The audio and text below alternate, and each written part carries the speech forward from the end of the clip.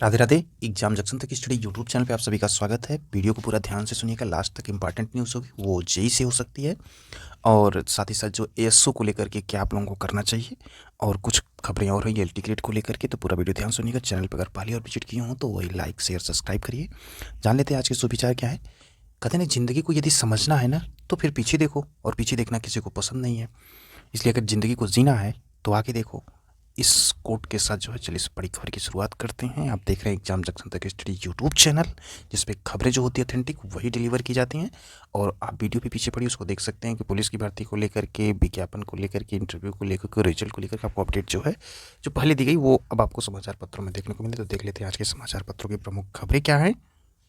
खबर शुरू करने के लिए जान लेते हैं कुछ करंट की न्यूज़। जैसे कि बात होती है कि अगर आपसे पूछा जाता है कि लोकसभा जो राज्यसभा के अध्यक्ष उपराष्ट्रपति जिसे कहा जाता है जगदीप धनखड़ किस क्रम के हैं, तो 14वें क्रम के हैं। वहीं साथ ही साथ यदि पूछा जाता है उच्चतम न्यायालय के मुख्य न्यायाधीश, तो वो डीवाई चंद्रचूड़ जो कि 50वें स्तर के हैं, 50वां। तो ये भी पूछा जाता है किस क्रम के हैं, तो ये चीज़ ध्यान दीजिएगा। और भारत के राष्ट्रपति को यदि पूछा जाएगा तो वो 15वें क्रम के हैं, जो कि द्रौपदी मुर्मू उड़ीसा से हैं और दूसरी महिला पहली आदिवासी राष्ट्रपति हैं। और विपक्षी उम्मीदवार के तौर पर यदि पूछा जाएगा तो यशवंत सिन्हा जो कि यूपीए की तरफ से थे। तो ये चीज़ें देख लेते हैं खबरें। आज के समाचार पत्रों की सबसे अधिक खबरें जो कि वो पुलिस भर्ती को लेकर हुई, जिसमें वस्तुनिष्ठ होगी 300 अंकों की परीक्षा, यानी कि 60,244 पदों पर जो भर्ती के लिए ऑफलाइन होगी लिखित परीक्षा। पहले भी आपको बताया गया था 2 घंटे का टाइम दिया जाएगा। और कांस्टेबल पद की जो रिक्तियां ये घट बढ़ सकती हैं, ऐसा भी बताया जा रहा है, जिसमें 5200 से लेकर 20,200 ग्रेड पे से 2000 नए वेतन में वेतन मैट्रिक से 21,700 रुपये की तहत की जाएगी। इन पदों पर भर्ती के लिए पुरुष और महिला अभ्यर्थी पात्र होंगे।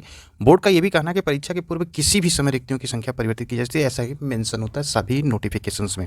वहीं खिलाड़ी कोटे के 637 पदों के लिए आवेदन जो है जारी हो गया है। तो उत्तर प्रदेश पुलिस भर्ती एवं प्रोन्नति बोर्ड के अनुसार लिखित परीक्षा में 4 विषय होंगे, जिसमें सामान्य ज्ञान, सामान्य हिंदी, संख्यात्मक एवं मानसिक योग्यता, मानसिक अभिरुचि, बुद्धिलब्धि एवं तार्किक क्षमता शामिल होंगे। लिखित परीक्षा में कुल 150 प्रश्न होंगे, जिसमें से प्रत्येक सही उत्तर के लिए 2 अंक निर्धारित होंगे। गलत उत्तर देने के लिए ऋणात्मक अंक -0.5 दिए जाएंगे।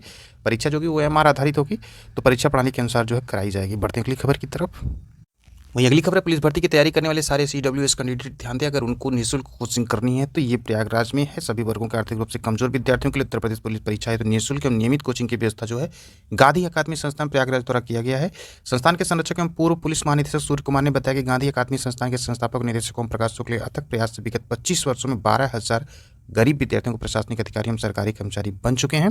तो यहाँ से निःशुल्क कोचिंग कर सकते हैं। पर सारी प्रोसेस जानने के लिए जो है यहाँ पे विजिट करके पता कर सकते हैं। अगर आपको नहीं जानकारी कमेंट सेक्शन में बताइए कि आपको पूरी डिटेल एड्रेस जो दे दिया जाएगा। बढ़ते अगली खबर की तरफ। वहीं पुलिस भर्ती को लेकर के जो है आवेदन 27 तारीख से शुरू होंगे। 16 जनवरी 2024 तक किए जा सकेंगे आवेदन। आवेदन में संशोधन के लिए मौका भी मिलेगा। 18 जनवरी तक कर सकेंगे संशोधन। 60,244 पदों के लिए विज्ञापन जारी होने जा रहा है। 27 तारीख से फॉर्म फिल कर सकते हैं। आवेदन की अंतिम तिथि भी 16 जनवरी है। सुधार करने के लिए 18 तारीख है। अब यहाँ पे जो है सबसे बड़ी चीज़ ये है कि इसकी तैयारी करने के लिए जो होगा कमज़ोर वर्ग के जो EWS वो वहाँ से कर सकते हैं। बाकी के लिए भी संस्थाएं जो हैं वो फ्री करा रही हैं, तो वहाँ से कर सकते हैं। पेपर का स्टैंडर्ड जो होगा वो बहुत स्टैंडर्ड नहीं होगा, बस ये कि माइनस मार्किंग को ध्यान देकर क्वेश्चंस को करेंगे, तेजी तौर पे टैकल कर सकते हैं पुलिस भर्ती परीक्षा को। बढ़ते अगली खबर की तरफ।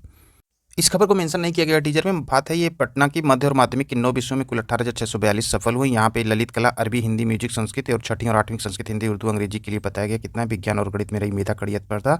वहीं पूरक परिणाम जो अभ्यर्थियों की काउंसलिंग कल होगी। ये भी दूसरे चरण की शिक्षक भर्ती परीक्षा में जो PPSC ने शनिवार को 9 विषयों का परिणाम भी जारी कर दिया। 9वीं और 10वीं के 5 विषय, जिसमें म्यूजिक, ललित कला, अरबी, संस्कृत और हिंदी विषय का रिजल्ट घोषित किया, जिसमें 7,768 अभ्यर्थी जो है वो सफल हुए हैं। अब बात करें तो उत्तर प्रदेश लोक सेवा आयोग से लेकर के साक्षात्कार के लिए जो PCS 2023 का वो 8 जनवरी से शुरू होने जा रहा है। टॉप 5 में लड़कियां हैं और साक्षात्कार जो 8 जनवरी से शुरू होने के बाद बाकी की डिटेल चर्चा की जाएगी इसकी 5 तारीख के बीच में। अभी जान लेते हैं जो है एल टिकट को लेकर के जो है प्रवक्ता को लेकर के। यहाँ पे खबरों की मानो तो यहाँ बताया जा रहा है कि एल टिकट शिक्षक भर्ती को लेकर भी अभ्यर्थियों के वापो की स्थिति बनी हुई। लेकिन आपको बताते चलें कि जनवरी की 20 तारीख के बाद जो ये विज्ञप्ति आपको देखने को मिल जाएगी, शासन से अनुमति मिल जाएगी। जो भी चीज़ें इसमें फंसी हुई को ऐसा कुछ भी इसमें प्रॉब्लम्स नहीं, बस एक सिग्नेचर बाकी है, उसके बाद जो ये विज्ञप्ति आपको देखने को मिल जाएगी। और खबरों को ऑथेंटिक यदि हम मानते हैं तो जनवरी के 20 तारीख के बाद ये विज्ञापन जो है हर हाल में देखने को मिलेगा। तो ये हुई ऑथेंटिक इन्फॉर्मेशन। लेकिन जान लेते हैं खबरों में क्या दिया गया। यहाँ पे उत्तर प्रदेश लोक सेवा आयोग की तरफ से ये तो स्पष्ट कर दिया गया कि PCS 2024 में प्रवक्ता राजकीय डिग्री कॉलेज के पदों पर भर्ती के लिए विज्ञापन शीघ्र जारी होने जा रहा है। लेकिन प्रवक्ता राजकीय इंटर कॉलेज और LT ग्रेड को लेकर की स्थिति स्पष्ट नहीं है। इसको लेकर प्रतियोगी छात्र जो है कुछ दिन में आयोग जाएंगे, अपना धरना प्रदर्शन करेंगे। वो जरूरी है क्योंकि धरना प्रदर्शन करने से आयोग के संज्ञान में रहता है कि आप जो है एस्पिरेंट इतने जो है लगन के साथ तैयारी करें और आपको परीक्षा की जरूरत है। इसी प्रकार से लेकर के अगर अधीनस्थ की बात कर लें तो अधीनस्थ में किसी भी प्रकार से अगर देखा जाए तो बहुत सारे कार्य हैं। इस कार्यों को लेकर प्राथमिकता के तौर पर रिजल्ट में देरी देखने को मिल रही है।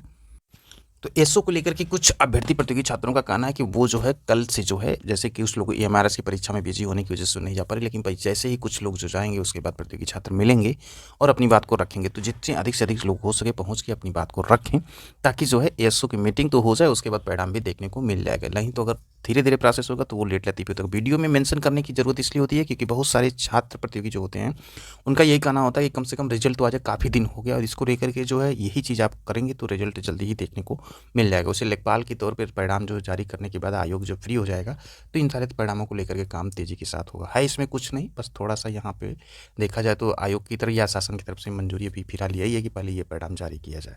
और बात कर लेते हैं जिससे कि वीपीओ एग्ज़ाम को लेकर के जो आप लोगों को क्वेरी, तो वीपीओ एग्ज़ाम जो होगा वो जनवरी के लास्ट यानी कि फरवरी की 10 तारीख के बाद ही कोई डेट जो होगी वो आपको बता दी जाएगा। ठीक है, अभी फिलहाल उसकी परीक्षा को लेकर के कोई चर्चा नहीं है, सिर्फ परिणामों को लेकर के चर्चा। विज्ञप्ति को लेकर के तो एचटीए का विज्ञापन जो है वो जारी हो सकता है आपका जो 12 जनवरी तक, और इसी के बाद जो है वो जेईई का विज्ञापन जारी होगा। तो इसके क्रम में समझ लीजिए कि अकाउंटेंट की परीक्षा वगैरह जो आप लोगों की क्वेरीज थी, अकाउंटेंट की परीक्षा भी फरवरी में ही अभी चर्चा है, इसलिए जो अभी टाइम है आयोग के पास भी 2 महीने का। तो इसी 2 महीने के प्रोसेस में जो भी चीज़ें अपडेट होती रहेंगी वो आपको चैनल के माध्यम से बता दिया जाएगा, इसलिए चैनल को सब्सक्राइब किए रहें, निश्चिंत होकर पढ़ाई करते रहें।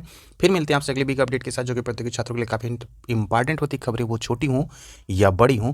और इसी के साथ जान लेते हैं सीबीआई के प्रमुख जो हैं प्रवीण सूद हैं, वहीं एनआईए के प्रमुख जो है दिनकर गुप्ता, और आईबीए के प्रमुख जो है तपन कुमार डेका हैं, रा के प्रमुख जो है रवि सिन्हा हैं। तो ये चीज़ें क्वेश्चन एग्जाम्स में पूछे जाते हैं, इसलिए आपको इसके साथ साथ ये भी बताते चलते हैं, और यही वीडियो को करते हैं समाप्त।